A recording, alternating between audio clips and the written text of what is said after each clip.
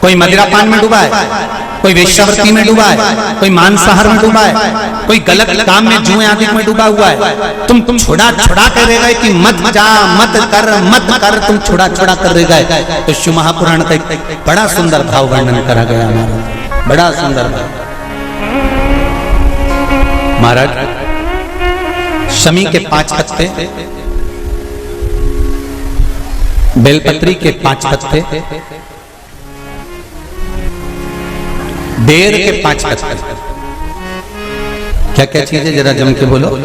शमी के 5 पत्ते, बेर के 5 पत्ते और बेलपत्री के 5 पत्ते। महाराज श्रावण महीने की दोनों अष्टमियों में से कोई भी अष्टमी, यह भी जरूरी नहीं है कि सोमवार की ही अष्टमी थी। श्रावण महीने की दोनों अष्टमियों में से कोई भी अष्टमी को बेर के पत्ते पर लाल चंदन, बेलपत्री के पत्ते पर पीला चंदन, शमी के पत्र पर केवल कोई चंदन लगाने की जरूरत नहीं, सादा केवल एकदम कुछ भी उसमें लगाकर नहीं, सिंपल। पहले लाल चंदन वाले पत्ते, फिर बेलपत्री के पत्ते, फिर शमी के पत्ते शिवलिंग के ऊपर समर्पित कर कर उसको उठाकर वापस लाकर बेलपत्री के पेड़ के नीचे ही 1 लोटा जल समर्पित कर कर पहले पत्ते चढ़ा देंगे, फिर लोटा भर जल समर्पित कर देंगे। उसी चढ़े हुए पत्तों में से 5 बेलपत्र को लेकर अपने घर जा रहे और अवधूतेश्वर महादेव, कौन से महादेव? अवधूतेश्वर महादेव। ये अवधूतेश्वर महादेव कौन से हैं? आपको कथा में कई बार वर्णन करा गया है। शंकर भगवान को क्रोध आया, ब्रह्मा जी ने क्रोध को लिया, समुद्र में डाला।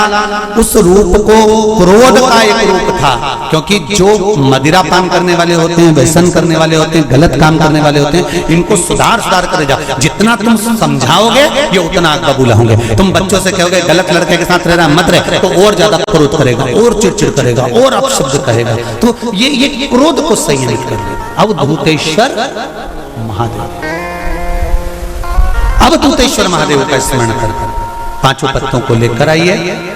कुछ समय बाद जैसा जैसा समय की अनुकूलता मिले, आप किसी मदिरा का पान करने वाले या किसी व्यक्ति को वो पत्ते दोगे या प्रसाद के रूप में दो तो अच्छी बात है, नहीं तो उस पत्ते का थोड़ा थोड़ा भाग भी प्रतिदिन मात्र 21 दिन तक अगर थोड़ा थोड़ा भाग भी दे दिया जाए तो धीरे धीरे धीरे धीरे मदिरा पान, व्यसन, गलत आदतें छूटना प्रारंभ हो जाती है और वो शंकर की शरणागति ग्रहण करता है। महाराज शिव अर्चना, ये तो अभी अभी लोगों की थोड़ी सी सोच गलत हो गई। ये दुनिया के लोगों को ये तो मालूम नहीं है भगवान शंकर के लिए। हाँ, शंकर भगवान के पास में भांग रहती है, शंकर भगवान के पास में भांग रखी हुई होती है। भगवान का भांग का श्रृंगार होता है, क्योंकि उसको बूटी के रूप में, औषधि के रूप में लिया जाता है। पर कोई कहे कि शंकर भगवान भांग का नशा करते हैं, तो ये संसार के लोगों को समझा देना कि शिव भांग का नशा, मेरा भोलेनाथ भांग का नशा नहीं करते। शिव नशा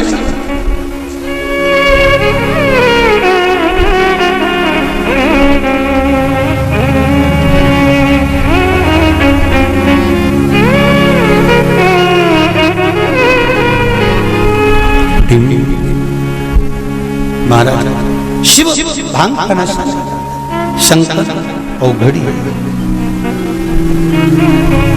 मेरा भोलेनाथ औघड़ दानी, और मेरा शिव जब औघड़ी, मेरा शंकर जब भोलेनाथ औघड़ी, जितनी वस्तुओं को धारण करता है ये सब औषधि के रूप में प्रयोग है, सब औषधि।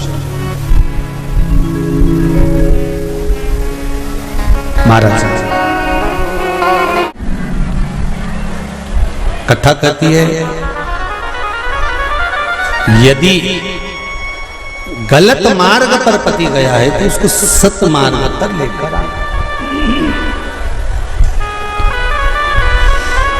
सत मार्ग की ओर लाने का प्रयास। चंचुला देवी आपका पति प्रेत योनि में पड़ा हुआ है और आप कहती हो कि प्रेत योनि में मुझे जाना है, पति के लोक में मुझे जाना है, ये श्रेष्ठ नहीं।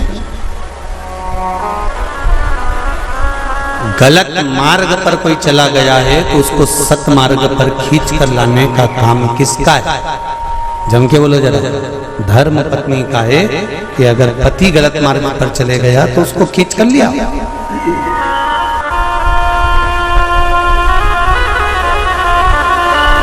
यदि पति गलत काम कर रहा है और पत्नी सोचे कि अब तो मैं भी गलत काम करूंगी, तो इसमें श्रेष्ठता नहीं, उसमें श्रेष्ठता नहीं होना चाहिए।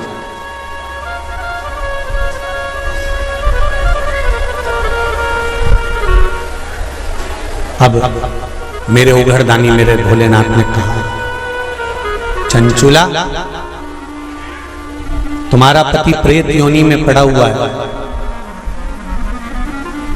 केवल एक धर्म पत्नी ऐसी होती है जो पति को प्रेत योनि से भी छुड़वा सकती है। श्रावण शिव महापुराण की कथा बड़े ध्यान से सुनना मेरी जीजियों, स्मरण करिएगा जरा कि धर्म पत्नी वो बल होता है कि पति को प्रेत योनि से भी छुड़ाकर बाहर कर सकती है। धर्म पत्नी, धर्म पत्नी।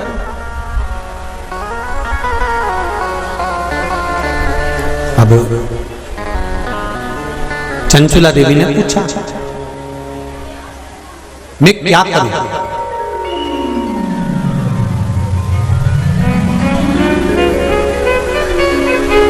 शंभो शरणे मांगो घड़ी घड़ी दुख तारो, दया करी निदर्शन आपो।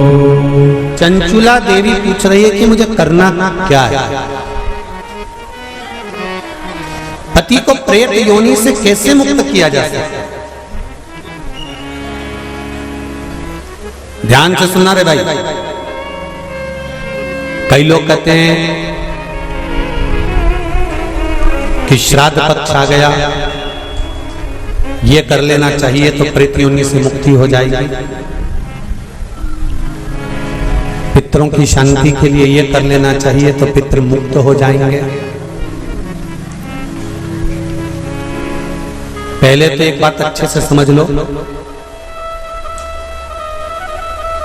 पितृ मुक्त नहीं होते, उनकी शांति होती है। क्या होती है? जम के बोलो जरा।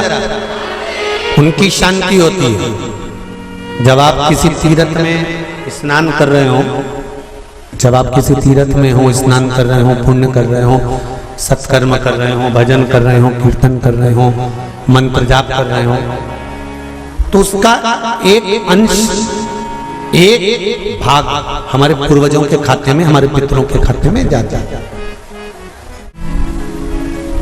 उनके खाते में पहुंचता है, ये निश्चित। आपने किसी ब्राह्मण को भोजन कराया, भले आपने पितरों के निमित्त नहीं जिमाया, कोई ब्राह्मण को एक गिलास पानी पिलाया, भले आपने पितरों के निमित्त नहीं पिलाया, पर आपका एक अंश उसके खाते में चला जाएगा। उससे क्या होगा? पितरों की शांति। और समझ लो, गया जी में पिंडदान कर देने से क्या पितृ मुक्त हो जाते हैं? बद्रीनाथ जाकर कपाल क्रिया करने से क्या पितृ मुक्त हो जाते हैं?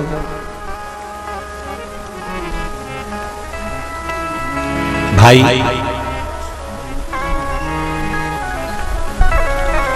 गया जी जाना तो वहां के पंडा जी से पूछना, हम यहाँ पिंडदान कर देंगे तो क्या वो मुक्त हो गए? पंडा जी कहेंगे, आप अपने पूर्वजों को गया का पिंड देकर, उनका पिंडदान कर कर आप उनको भगवान विष्णु के चरणारविंद में छोड़ गए, पर आप घर जाना तो घर पर जब जब श्राद्ध पक्ष आए तब ब्राह्मण को भोजन जरूर करो। भले तुम भूख मत देना, कौए का मत निकालना, पर एक काम जरूर करना कि ब्राह्मण भोज कराना। उससे क्या होगा, 16 श्राद्ध में जब हमारे पितरों को, हमारे पूर्वजों को पितृलोक से छोड़ा जाता है तो वो सबसे पहले जिस घर में रहे होते हैं, जहां उनका पिंड घर में दिया होता है, जहां रहे होते हैं, सबसे पहले वो वहां आते हैं, सबसे पहले वहां आएंगे। और अगर तुमने उनकी तिथि पर, उनके वार पर अगर आपने भोजन करा दिया है तो उनकी मुक्तता नहीं, उनकी शांति हो जाती है।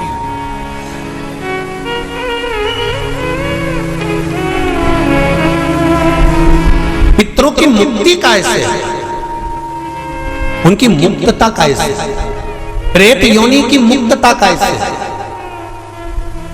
तो कहा जैसे भगवान का नाम लेने वाला व्यक्ति दूसरा जन्म नहीं पाता, उसी तरह भगवान का जो भजन करते हैं, कीर्तन करते हैं, मंत्र जाप करते हैं, या शिव महापुराण की कथा, राम कथा, भागवत कथा, विष्णु पुराण आदि आदि जितनी भी पुराण हम श्रवण करते हैं, हमारे श्रवण करने का एक भाग हमारे पितरों के खाते में जाता है, तो उस कथा के फल से उनकी मुक्ति हो जाती है, उनकी कथा के फल से मुक्तता। प्रेत योनि से मुक्त हो गया धुंधकारी, बिंदुक प्रेत योनि से मुक्त हो गया। काय से होगा, शंकर का स्मरण, शिव महापुराण की कथा का रस तत्व ग्रहण करना, राम कथा, भागवत कथा का मात्र स्मरण करना, उससे मुक्तता।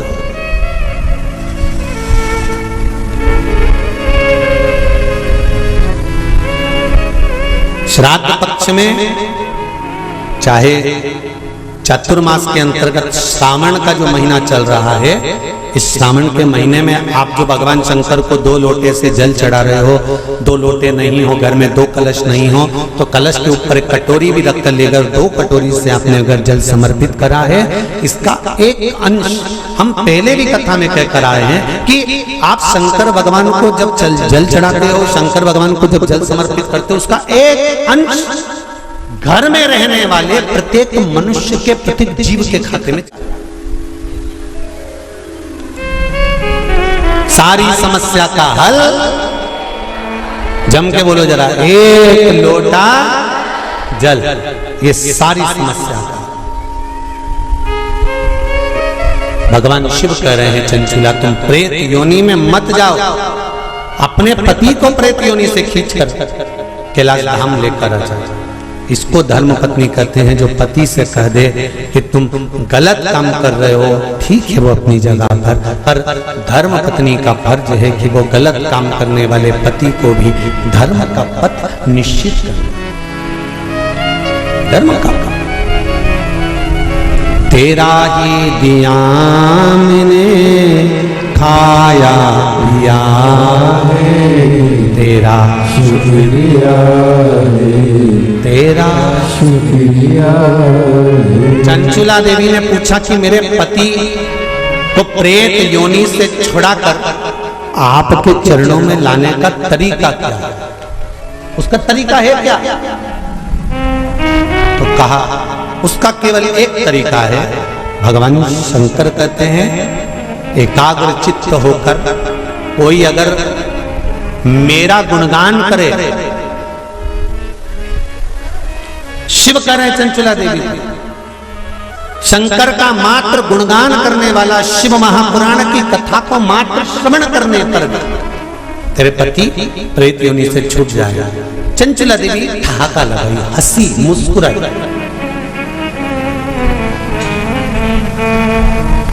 हंसी चंचुला देवी। अब देखिए कोई व्यक्ति समझा रहा है, आपकी सास बहू को समझा रही है और बहू सिर पर पल्लू लेके न ठाका लगाकर खूब जोर जोर से हंसे, तो ईमानदारी से बोले सास को गुस्सा नहीं आएगा? कैसी पगली है,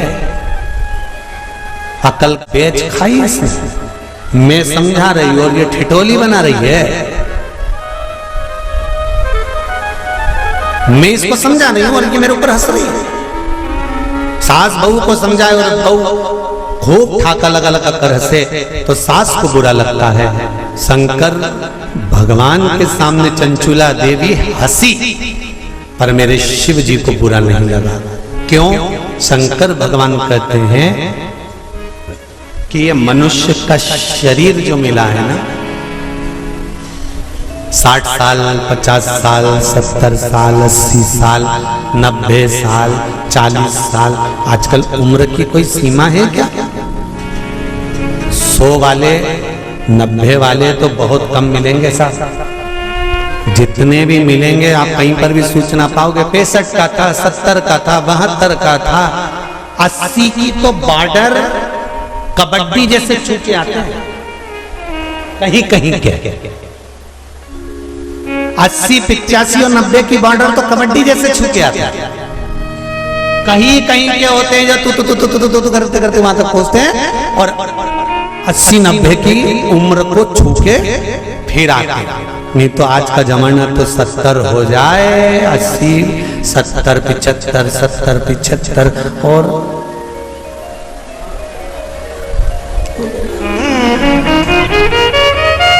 और बीच में कोरोना जैसा आ गया तो फिर तो 75 भी जाने दे। 35 40 42 45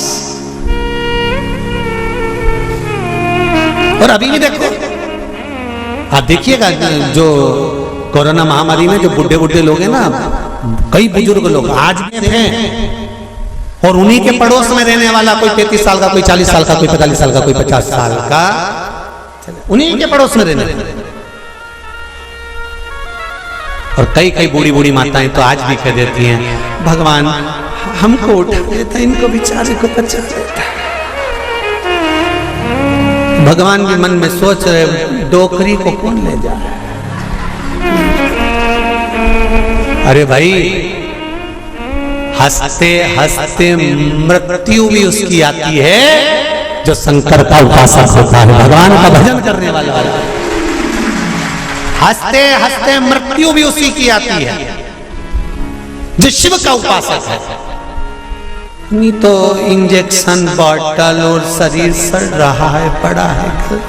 बउओं ने 4 बार गोबर लीप के गीता जी सुना के नीचे सुला दिया, 3 बार गंगा जल भी पिला दिया, पर डोकरी फिर बोली चाय लिया, तो पीते से उसका कर तो फिर उठते रहे।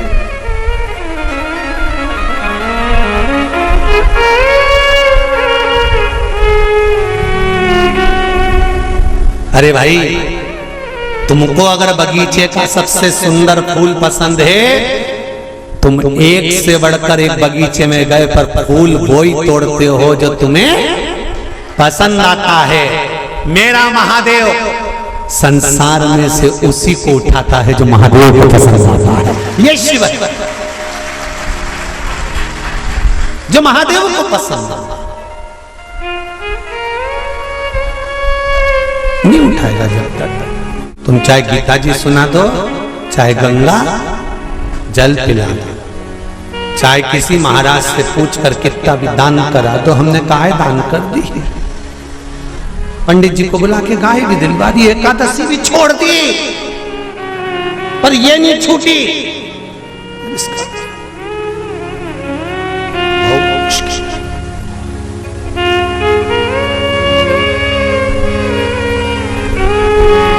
चंचुला ने ठाका लगा दिया नंदी पर। मेरे भोलेनाथ है, मेरे शंकर नंदी पर विराजमान। और जो चंचुला देवी हंसी ना, शंकर जी प्रसन्न हो गए। सास समझाए बहू को और बहू हंसते जम के तो सास को बुरा लग जाता है। मेरे महादेव को मुस्कुराने वाले पसंद हैं, वो कभी बुरा नहीं मानता कि कौन हंसा, उसको मुस्कुर।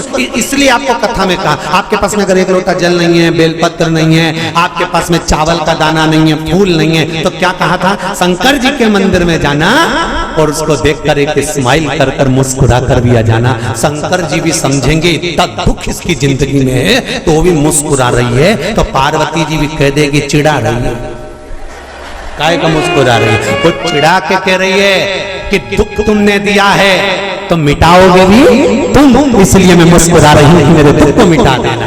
जैसी प्रसन्न होकर मैं आई हूं तुम्हारे मंदिर में, ऐसी प्रसन्न कर कर भेजना, ऐसी प्रसन्न।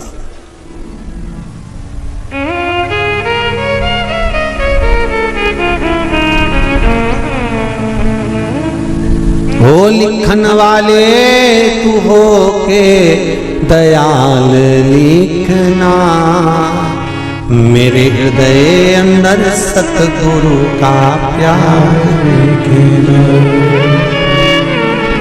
हाथों पे लिखना सेवा गुरु की, पाँवों पे गुरु जी का द्वार लिखना, मेरे हृदय अंदर सतगुरु का प्यार लिखना।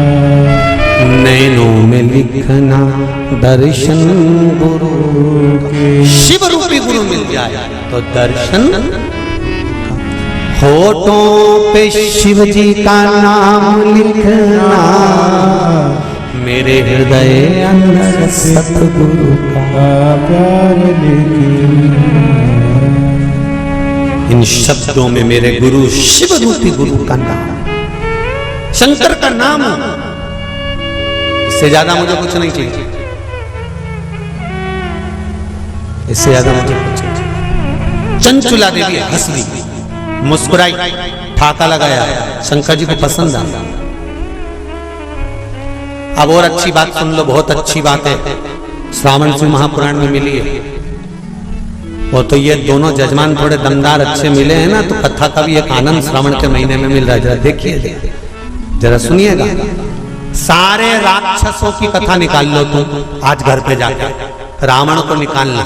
जब जब राम के सामने आता था तो ठाका लगाता था कि लगाता था, बोलो जम के सही है कि गलत है। कंस कृष्ण भगवान के सामने आता था तो ठाका लगाता था कि लगाता था, जाने दो। पूतना, तृणावत, अघासुर, बकासुर, इनको भी, और जितने जितने जितने जितने तुम राक्षस निकाल सकते हो, तारकासुर, भस्मासुर, रावण, ये जितने जितने असुर हुए इन सब को देख लो, भस्मासुर, ये सब।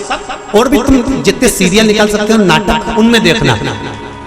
देवी मैया रक्त बीज को मारने जा रही है, रक्त बीज हसर। महिषासुर को मारने जा रही है, महिषासुर हसर। एक दो बार तो माता देवी मैया को भी थोड़ा टेंशन हुआ कि मैं इसको मारने जा रही है, हंस क्यों रहा है। रावण मरने जा रहा था और मुस्कुरा रहा था, हंस रहा था, ठहाका लगा था। आज भी रावण जलता है ना, जब कौन से मैदान में, अरे जम के तो बोलो। रावण मर के चले गया पर प्रॉपर्टी आज भी रह गई उसकी।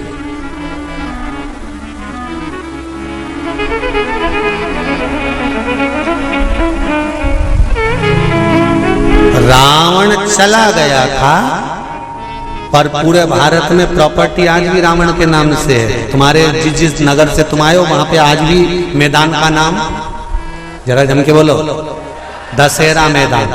तुम्हारे यहाँ राम जी की प्रॉपर्टी, राम जी को सिद्ध कर सालों लग गए थे, अयोध्या मेरी है। और रावण लंका में रहने के बाद भी भारत में कह के चले गए दशहरा मैदान मेरा है। तुम्हारे नगर में कोई राम मैदान है?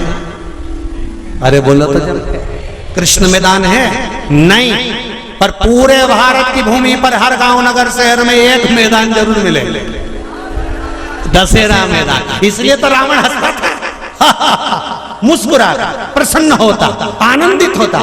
तो किसी ने रावण से पूछा क्यों रे, तू तो निपट गया, फिर प्रॉपर्टी भारत में क्या कर रही थी? रावण जहां जले उसका नाम दशहरा मैदान। राम जी का आज तक कोई मैदान नहीं कि राम मैदान, दशहरा। रावण से पूछा गया कि ये तेरा मैदान आज तक क्यों है? रावण बोला ये मेरे मुस्कुराने का कमाल है। मैं जो मुस्कुराता था ना उसमें मेरा भोलेनाथ कायल हो जाता था। बस इसीलिए कहते मुस्कुराने में सब कुछ छुपा हुआ, सब कुछ।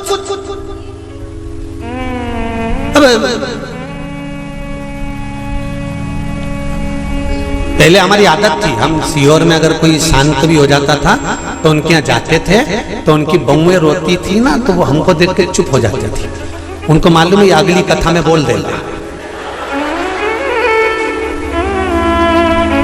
तो बहुएं चुप हो जाती थी हमको देख के। उनकी डिजाइन भी तो कई बहुएं ऐसी अल्ला अल्ला के रोती थी, सांस मर जाए तो खूब अल्ला अल्ला के रोए, ऐसी रोए। तो मन में बाद में तो आता ही था कि बताओ, हमको काकी मिली थी और पहले कह रही थी कि मैंने 3 दिन से इनसे कह रही कि मेरे को गर्म चाय दे दिया करो। जब बेटों की चाय बनती है तब मुझे चाय देने आती है, तब तक चाय भी नहीं देती। और आज अल्लाह अल्लाह के रो रही हमारी अम्मा मर गई। तो बोलो याद आएगी कि नहीं आएगी? तो अब रोने से कौन सा फायदा है?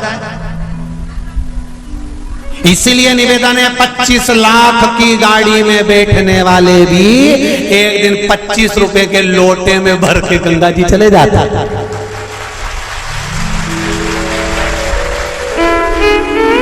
अकड़ में तो रहना नहीं। 25 लाख की गाड़ी में बैठकर घूमने वाले भी 25 रुपए के लोटे में भरा जाएंगे, इसकी कोई गारंटी नहीं है जीवन की। इसलिए चंचुला देवी ठहाका लगाकर हंसी, शंकर को पसंद आया, मेरे भोलेनाथ को प्रसन्नता।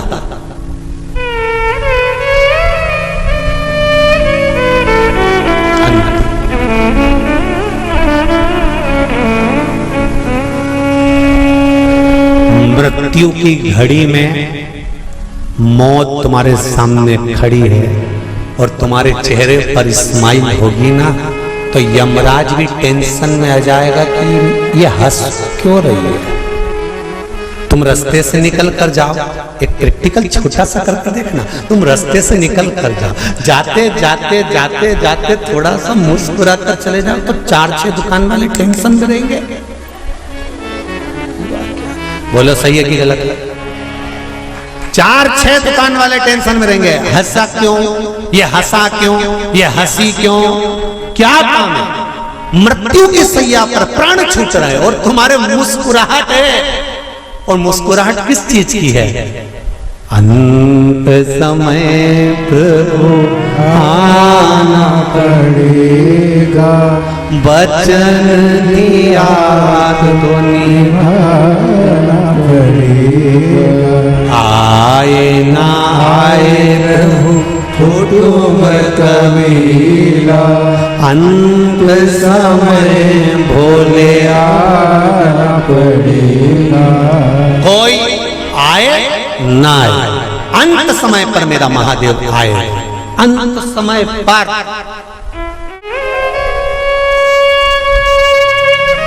मृत्यु की घड़ी पर अगर मुस्कुरा भी रहे हो ना आखिरी में, तो यमराज को चिंता लग जाएगी।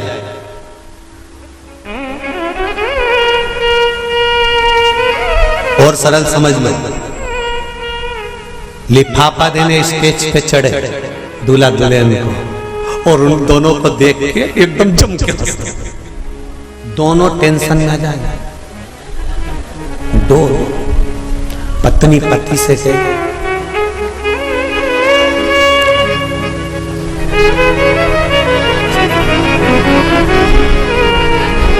फिर पति भी कहेगा,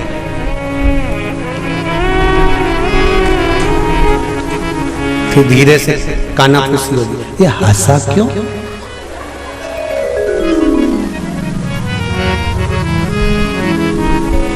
और फिर वो दूसरी बार आए, फिर जम के तो पूछोगे कि नहीं पूछोगे? इधर आ रहे हो बेरू, इधर ये बता कि तू स्टेज पे आता है और बहुत तेज हंस के जाता है, बात और टेंशन दोनों को है, बात रसगुल्ला खाते खाते भी पत्नी उस टेंशन में पड़ी रहेगी और पति से पूछेगी तुम्हारा दोस्त इतनी तेज क्यों हंसा था, सही बताना। पति पत्नी को गुलाब जामुन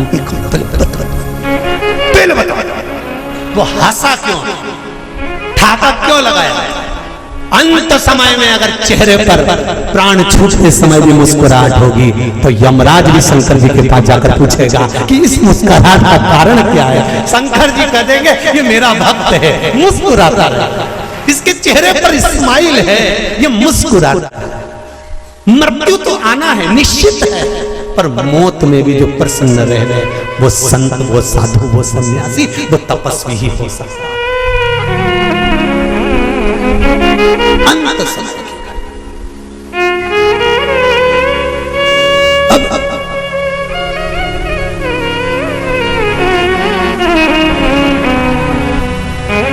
शिव जी को टेंशन नहीं हुआ, शंकर भगवान को बड़े प्रसन्न हुए। शिव जी ने सोचा मन में इतना अच्छी बात है, आज चंचुला मुस्कुराई है, ठाका लगाकर हंसी है। चंचुला से पूछा तो क्यों हंसी है, तेरे हंसने का कारण क्या है, मुस्कुराने का कारण क्या है। चंचुला देवी कहती है मेरे मुस्कुराने का एक कारण है, आप अगर मुझे मार्ग बताते हैं कि पति के लोक नहीं जाना है तो मैं पति के लोक नहीं जाना चाहती।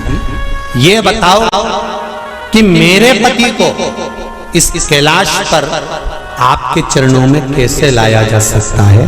शंकर भगवान ने कहा मेरे पास लाने का सबसे सुंदर तरीका है भगवान की भक्ति में डूब जा, अर्थात जो तेरे हृदय में बैठा है, राम तुम्हारे हृदय में है तो राम की भक्ति करो, कृष्ण हृदय में बैठा है तो कृष्ण की भक्ति करो, माँ अंबिका तुम्हारे हृदय में बैठी है माता की भक्ति करो, और शंकर अगर तुम्हारे हृदय में बैठा है तो शिव की भक्ति करो। चंचुला देवी कहने लगी मैं कहाँ किसको ढूंढने जाऊंगी, वैकुंठ में भगवान विष्णु है, ब्रह्मलोक में ब्रह्मा है, इंद्रलोक में इंद्र है, पर पृथ्वी पर मृत्यु लोक में तो मेरा देवाधिदेव महादेव है, तो इसी से मेरा पाला है, तो इसी का नाम क्यों नहीं जपना।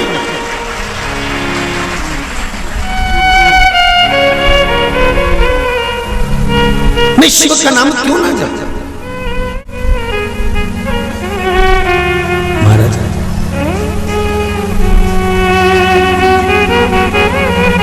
मेरे भोले तेरा सहारा है,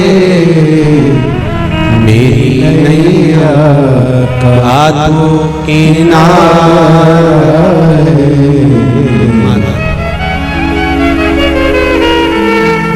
भोलेनाथ दया करना मैं तेरे भरोसे, मेरे बाबा दया करना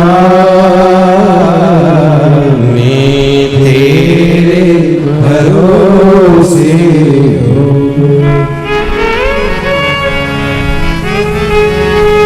भरोसे हैं भाई, कोई किसी का साथ नहीं देता, साथ देने वाला केवल एक होता है, वो देव अधिदेव महादेव होता है, कोई साथ नहीं देगा।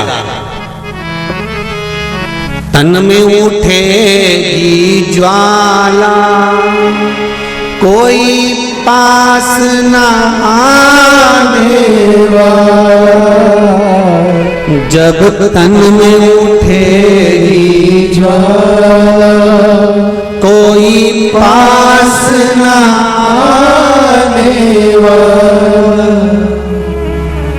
भक्तों की सुन के पुकार भोले नंदी ले गया,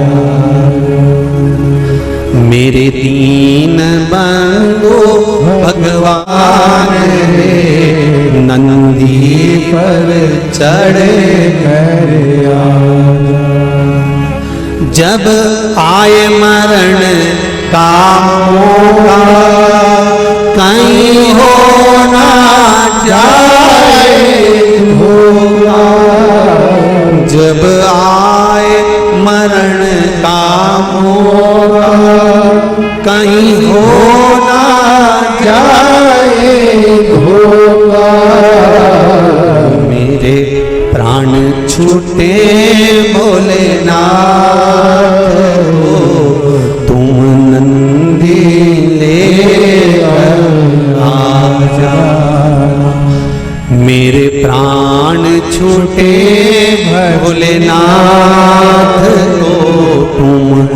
नंदी कर आजा, मेरे दीन बंधु भगवान नंदी पर चढ़ कर आजा।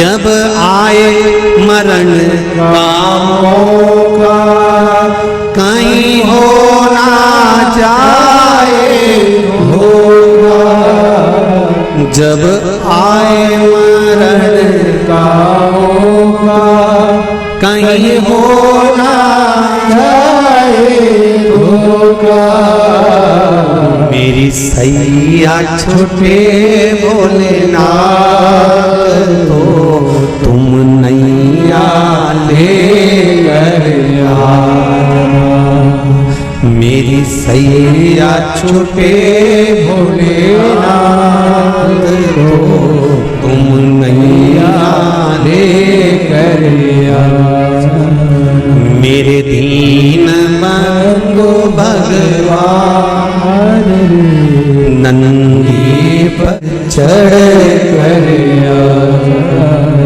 अंत समय कौन आने, कौन पालेगा संबंध?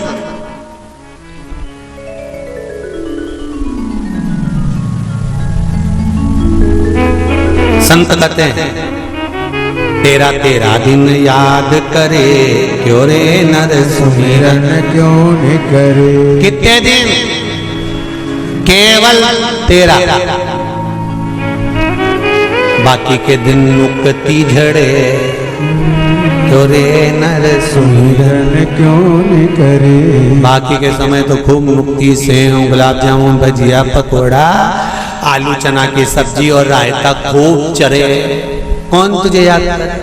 अम्मा तो गई, बाबा तो गया, डोकरा तो गया, बुढ़ा तो गया, जीव तो गया, कौन याद करेगा? याद किया जाएगा जो तुमने भजन करा, जो तुमने स्मरण करा, जो तुमने दान करा, जो तुमने पुण्य करा, वो तुम्हारे साथ गया।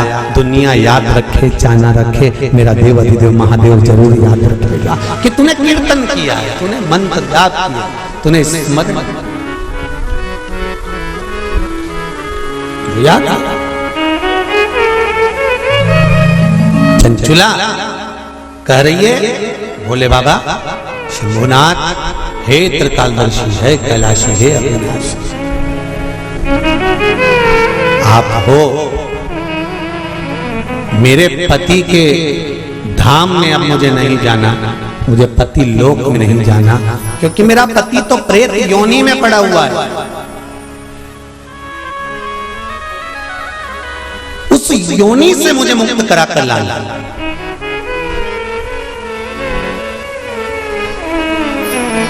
उस योनि श्रावण के महीने की पंचमी, कौन सी तिथि?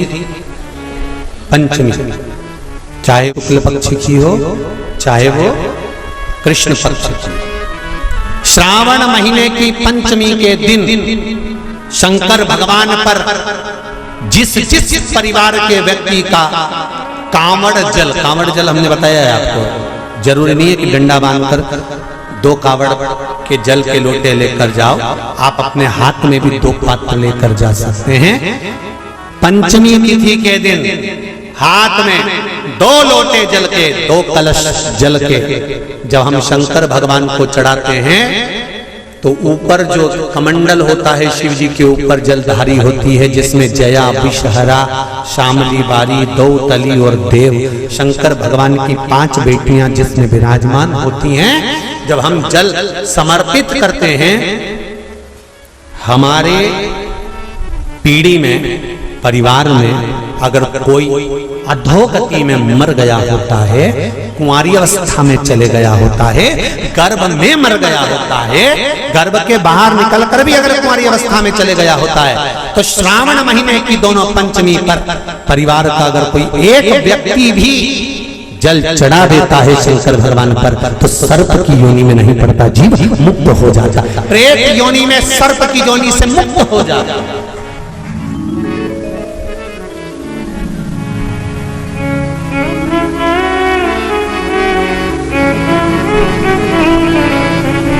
महाराज हमारे यहाँ सांपों की पूजन कौन से दिन होती है, कौन सी तिथि में करते हैं? जम के बोलो जरा। नाग पंचमी।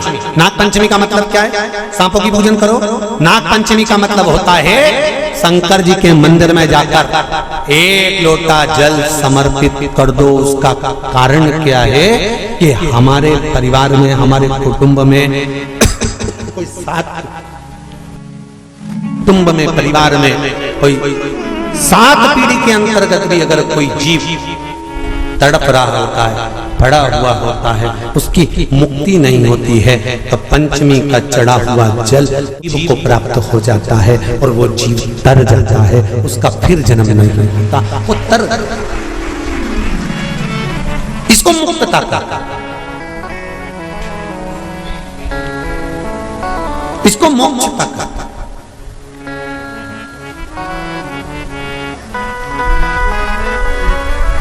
ये मुक्ति, ये मोक्ष, इसी से करेंगे कि ये मुक्तता है। महाराज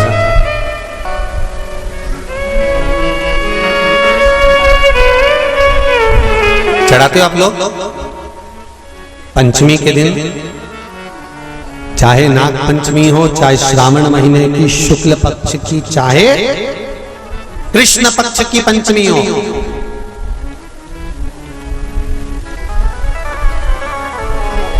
शिव जी पर जल चढ़ाया गया। और समझ लो अच्छे से, श्रावण महीने की पंचमी के दिन देवाधिदेव महादेव पर चढ़ाई गई शमी पत्र,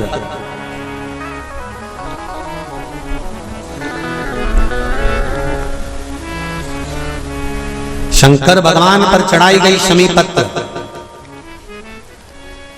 आस्तिक मुनि का नाम लेकर, कौन से मुनि?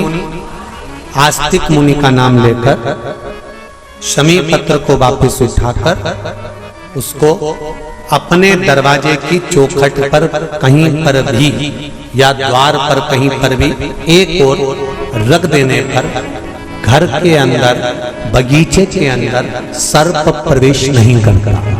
ध्यान रखिए, सर्प प्रवेश नहीं करेगा। शमी पत्र समर्पित करने पर, उस शमी पत्र को आस्तिक मुनि का स्मरण करने, कौन से मुनि है? आस्तिक मुनि का स्मरण करने पर भीतर घर के अंदर बगीचे में सर्प भी प्रवेश नहीं। उस शमी पत्र में जया, विषहरा, शामली वारी, दौतली और देव, ये 5 कन्याओं का भाव प्रकट हो जाता है और वो कन्याएं हमारे घर के द्वार की रक्षा करती हैं। तुम्हारे घर की बहन बेटी क्या करती है? तुम्हारे घर की बहन बेटियां क्या करती हैं? घर में बहन बेटी आती हैं तो बद्दुआ देकर नहीं जाती। घर में कन्याएं रहती हैं, बद्दुआ नहीं देती।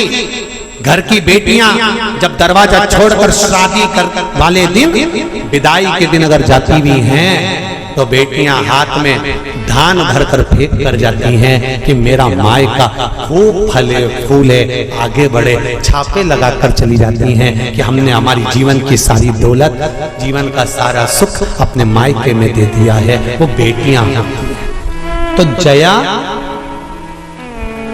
विषहरा, शामली बारी, दौतली, देव, ये उस घर में निवास करती हैं जिससे ये घर में हम रक्षा कर सकें,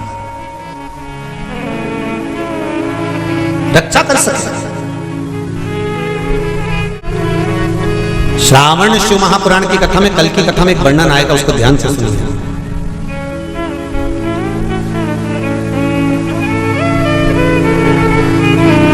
उदर, पेट, सारी बीमारियों का केंद्र बिंदु है। सारी बीमारियों का केंद्र बिंदु हमारा उदर। कहीं इसमें तकलीफ होती है, एसिडिटी बन जाती है, कोई बड़ी बड़ी बीमारियां इसी के माध्यम से, पेट के माध्यम, तो उसके लिए कल की कथा में श्रावण के महीने का बड़ा सुंदर भाव प्रकट होगा कि हमारे उदर से जुड़े हुए प्रॉब्लम, केवल एक तिथि और एक ही दिन शंकर भगवान पर जल चढ़ाकर उस जल का 3 बार आचमन करने पर ही उदर की बीमारी मिट जाती है। वो श्रावण के महीने का बड़ा सुंदर कथा है, उसको अपन श्रवण करते हुए आगे बढ़ेंगे। वो श्रावण।